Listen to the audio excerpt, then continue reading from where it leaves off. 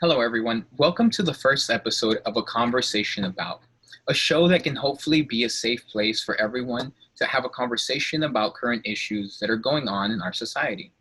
Today, we're going to be talking about social activism and the Black Lives Matter protests. To join us on this pilot, we have Naomi Baum, a dear friend of mine and CEO of S.A.D House, her new clothing brand. Hello, Naomi. Thank you for being here with me. Hi, How are you doing? I'm doing really well. Thank you. Awesome. I hope you're staying safe and everything. It's, challenging times for everyone right now. But at the same time, it's a really good time to reflect on different things. And I think that's like the main message of this. Like, how can we reflect on different topics and different things that are going on in the world today? I think this is really great. And I'm like really interested in your brand because like you've turned this clothing brand into like a complete message, a complete outlook, a complete voice for the Black Lives Matter protests and everything that's going on. So I want to start off with asking you, what is social activism to you? Like, what do you think it is? Like, when you think of social activism, what do you picture? I picture people doing whatever they can with whatever they they're good at, and like whatever way they like express themselves. It to me, it's them expressing their opinions on what's going on in the world. For a lot of people that are artists like me, it's about using what they love to do and using that voice to express like their ideas of what's going on in the world.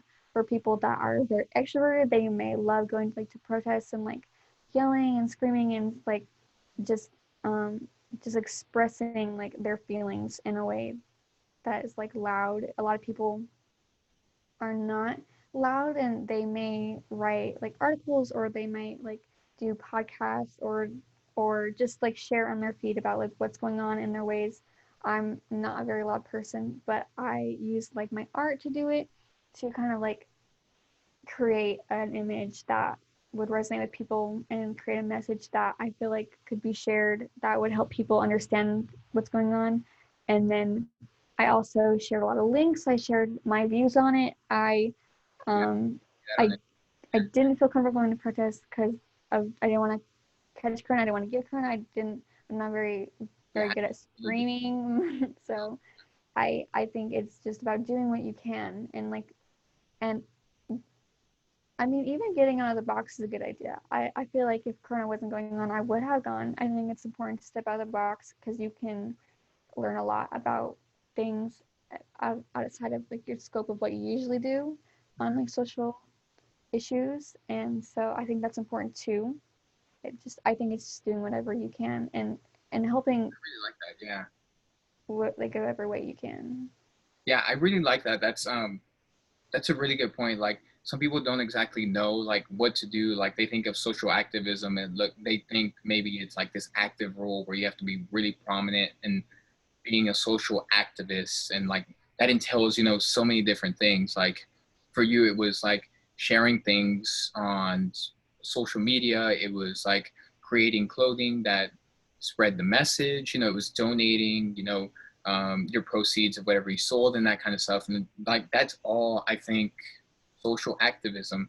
um, I know for like my experience through trying to be a social activist during the coronavirus quarantine lockdown kind of stuff. I mean, a big part of it was like education. Like I just learned so much. Like I didn't realize there was so much I didn't know, and I still don't know. And that's a really big part of also being a social activist, because then we can have these conversations and things like these that like make us more informed about what's going on. And a lot of that then like leads to more things. Like you start learning about this, and you start learning about the way there has been systemic racism, things like that, and that like incites you to do a little more. Or at least for me, it incited me to do a little more. Like I would like sign the petitions, I would donate whenever I could, I would Exactly.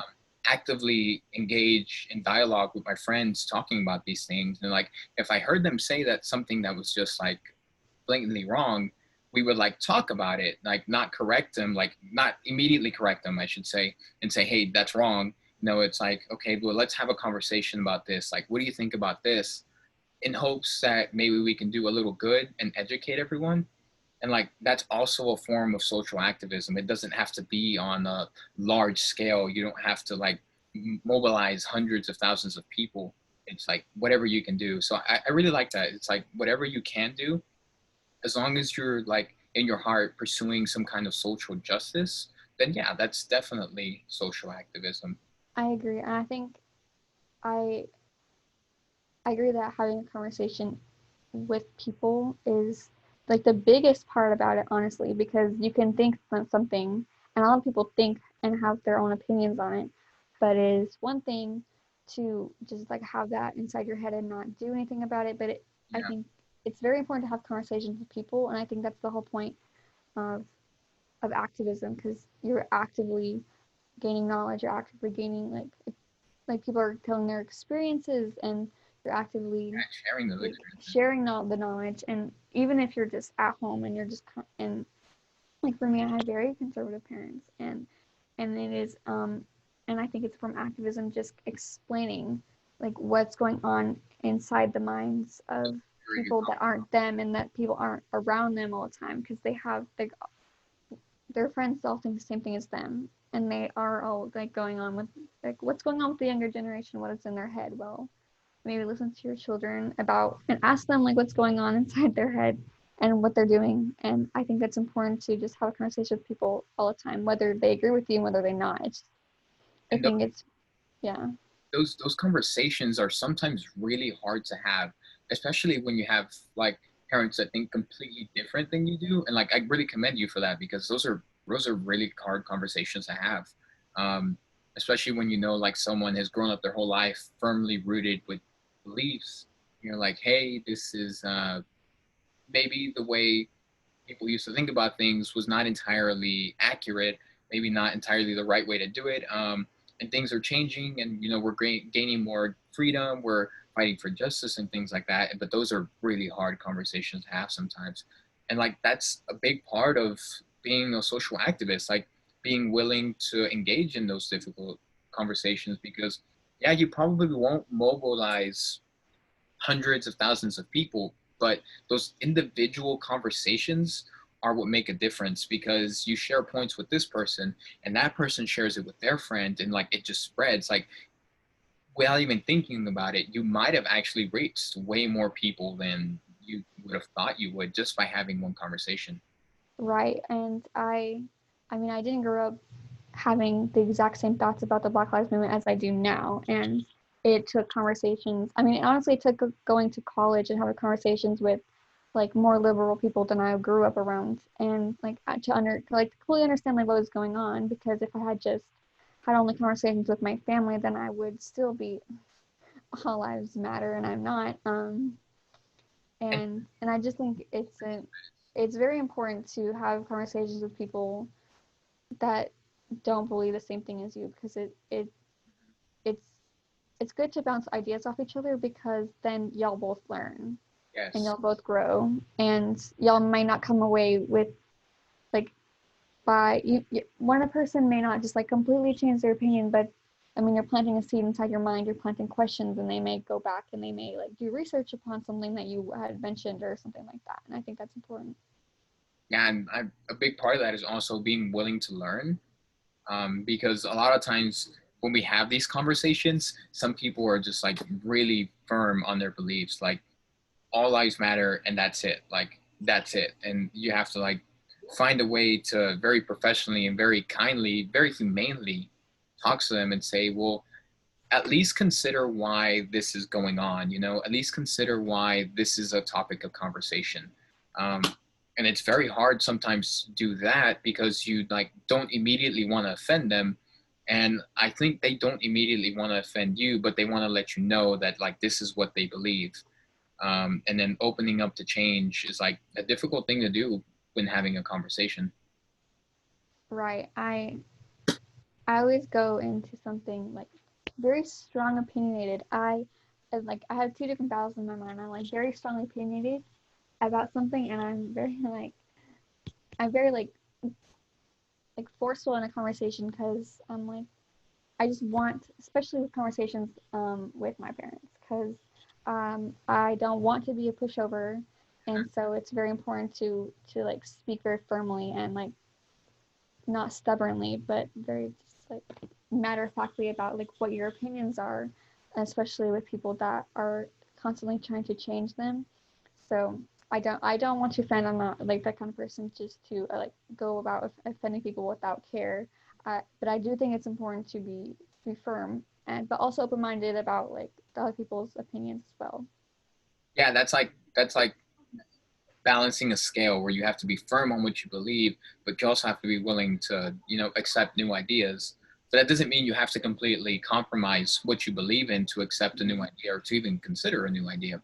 I think that's a really hard message also to just get across. Like, you don't have to compromise your beliefs in order to consider something new, which I think is something that a lot of people believe. Um, but it's like that social activism. It goes back to just doing what you can and being a kind person and engaging in these conversations. I mean, and there's also like different ways you can be a social activist. You can be an active social activist. You can like sign petitions. You can go around like actually trying to form some kind of campaign for change. I mean, you can run for office. You can directly contact your representatives and things like that. Right. That's more of an active role, and like we love to see that too.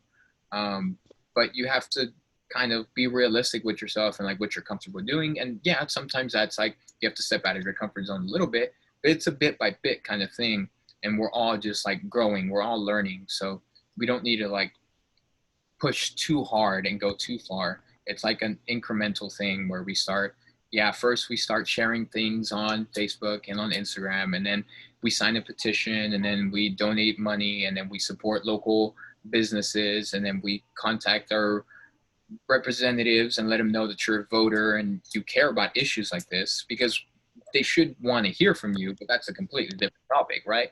They should want to hear from you, and like that's like helping fundraise and things like that, and that's what social activism is. And I think you've done a really good job with your brand of like taking those steps forward, and turning doing what you can into like actually something meaningful. I'm not sure if you like want to talk about like what you've done with your brand. I think it's amazing. Yeah, I can talk about it. So I told you a little bit of this earlier, but I'll like go over it again. So my whole theme of not theme, the like the message that I wanted the brand to be was um like overall it's about emotional intelligence and like understanding like what's going on in your brain, what's going on in like your heart and your soul, and like kind of expressing that, because if you don't express it then obviously it gets pent up and sometimes that doesn't work out very well. But I talked to you a little bit about that, how in order to get like emotional intelligence, in order to like worry about what's going on in your mind, you have to worry about like what's going on like survival wise, and so you need to be able to afford like get food and water and shelter, and you need to like not be worried about dying and like constantly like be anxious about just like basic living needs. And so it's really important to me to be able to give back to people that need like the basic living needs, because you can't focus on anything inside your mind if you can't like live without worrying about just day-to-day problems. So it was important to me to try and get back to like a number of different charities, and I didn't want to just have like set charities. I think it was really important to kind of like adjust the charities that that I was giving to. So I started off giving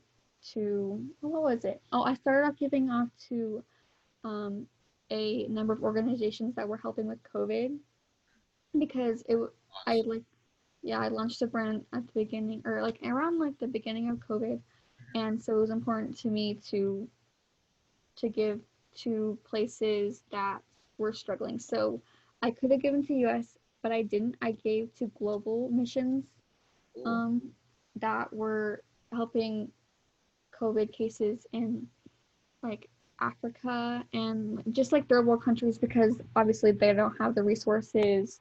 The government doesn't have the necessary like funds just to like go out and like get a whole bunch of like PPE gear for people and get like medical supplies. And so the gold missions are like really important to in order to give like supplies to people in those places. And so I thought that was really important because as much as I love people in my communities, we're fine compared to those people. So People in like less developed countries, yeah. Which I mean, right.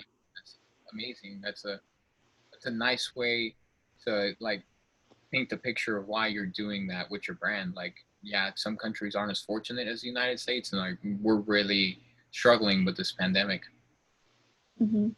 And let's see. I think the second big charity I gave to a bunch of different Black Lives Matter organizations. I did give to Black Lives Matter, to like their organization, but then I gave some to like some smaller grassroots ones because over time I learned a little bit more about like Black lives and their involvement within like politics, and so I decided to shy away from that and give more just to people that are focusing on like social change, not like giving to political people. And Right. so I started focusing more on like the grassroots, just focus that are just focusing on social Yeah, sometimes those awareness. groups really do need the help, the funding. So yeah, that's great. Yeah, and then the third wave of charities I gave to were I started looking more into because I became really involved in like research about people that were victims of hate crimes, and so I did a whole bunch of research on like different victims, and And so that's I started too, like doing research is social activism at its right. well, yeah. Yeah, and so um I started looking into very deeply into the GoFundMe's, and so I started reading about people that were victims of racial what was it like racial violence and like people that were killed, and so I started giving to like the GoFundMe's of their families of people that were like creating scholarships based on the people that were killed. And I just thought it was really important to not only give to like organizations, but the people that like the specific people that have been like impacted by racial violence, and so that was really important to me as well.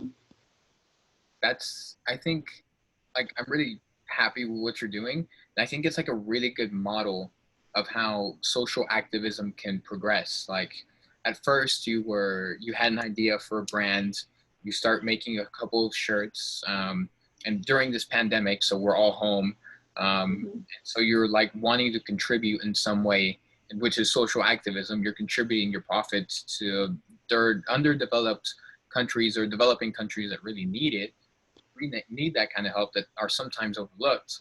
And then it like progresses into the social justice side of things and like all the Black Lives Matter movement kind of things. And like that really hits home for me in some ways, because a lot of times when you were talking about like giving to different grassroots groups, um, a lot of those groups get overlooked sometimes. It's like most people donate to the big Black Lives Matter Act Blue page, but they forget about the rest of the groups and smaller communities that are like really fighting for change in the communities. And like if you help those groups in general, it like lifts up voices, and that's grassroots at its finest as well. It's like individual people coming together from small groups and working up to make some kind of change. So I think that's like a perfect model of how you can That's really start with an idea and end up like actually donating, contributing to society.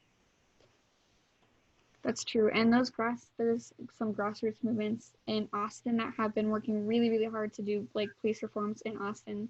And it's not like, and it's not the big Black Lives Matter organization that's doing that. It's like the grassroots ones that are like working overtime to to be able to like work with people that can do like policies in the state and in the city. And so I thought that was really important because I mean, we all have heard of the Black Lives Matter organization, but I feel like sometimes the grassroots actually does more in social Yeah, activist wise than the big organizations. And so I think it was really important to do research on them as well and give to them. definitely, because like Black Lives Matter as a movement in general works nationwide, and like nationwide legislation, nationwide policy is like great, and like we want that as well. But a lot of times it happens at your local city level, It happens at your mayor's office, at your sheriff's office, which hold a lot of power in Texas, um, Mm-hmm. at your city council things, and different positions along the lines of that are often looked easily looked over.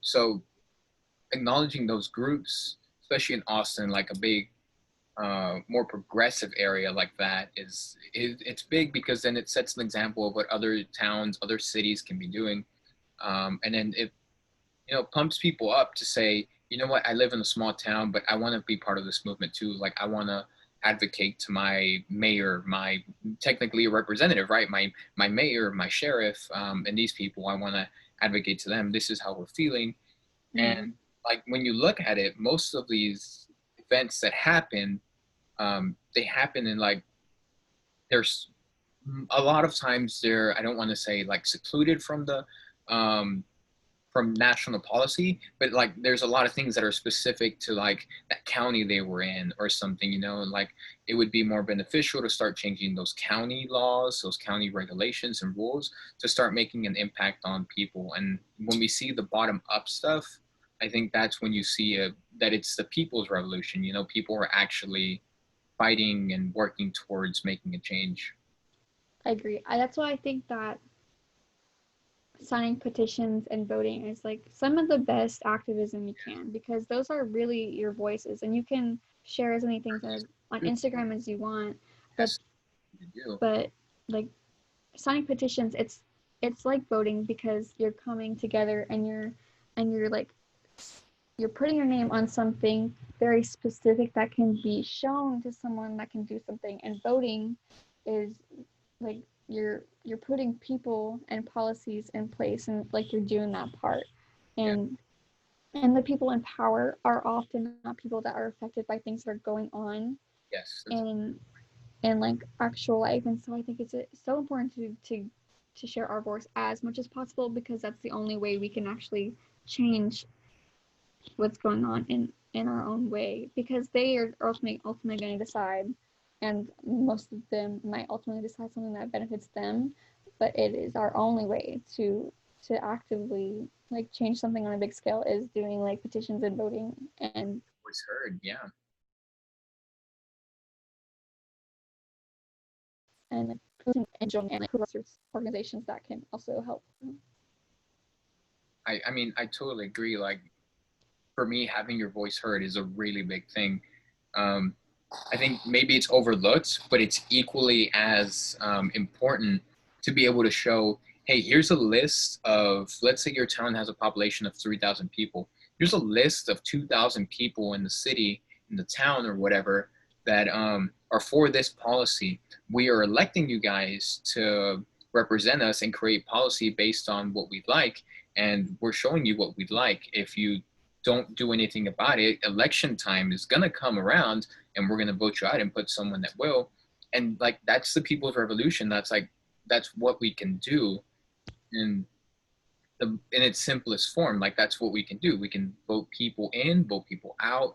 We can keep them accountable to what the public wants, what their constituents want. Mm-hmm.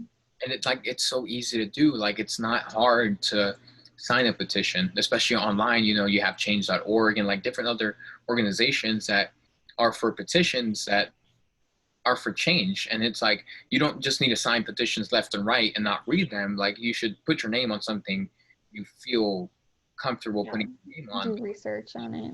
Yeah, but you should totally sign more petitions. That way people know how you feel. Um, and like it's one thing to talk about to talk about these things with your friends and your family, and then it's like a completely other thing to also make your voice heard in that way. And then both are equally important. Um, and I just want to encourage people to do both. Right. So this has been a really nice conversation about social activism and then like kind of tying it in a little bit to the Black Lives Matter movement. And I love the insight on your brands. I think you're doing really good things. Naomi has been donating most of her profits, if not all of her profits, on some days that she makes selling t-shirts, minimalistic t-shirts, stand for something. and she's donating that to different groups and organizations. And I think that's just like a very important thing to do. It's a very honorable thing to do, and I definitely commend you for it. Uh, Thank you. I would love to have you back on. I love these conversations with you. I think we really get to the bottom of things once we start bouncing ideas back and forth. So I would love to have you back on. And it's great that I had you for this pilot episode because like it all works out so well. Like we work really well and like bouncing ideas back and forth. And it gets us thinking, you know, it's like it's a conversation, you know, if you want to leave a comment, if you want to send us a personal message, just talk about it and say, hey, this is what I feel about social activism. This is what I've done. You know what? Why don't you look at it this way? Like we're totally open for that, and like we want this to be open dialogue. We want to continue this conversation later on, and we encourage you to continue these conversations with your friends. So I'm really happy with the direction this went. Um, and stay tuned for the next episode where we potentially talk about a completely different topic. But that's the thing about conversations, they're not always about the same thing. So, Naomi, thank you for coming on. Thank you. Working hard, stay safe in this coronavirus pandemic. Me too. Thank you for coming on. Have a good night. Bye.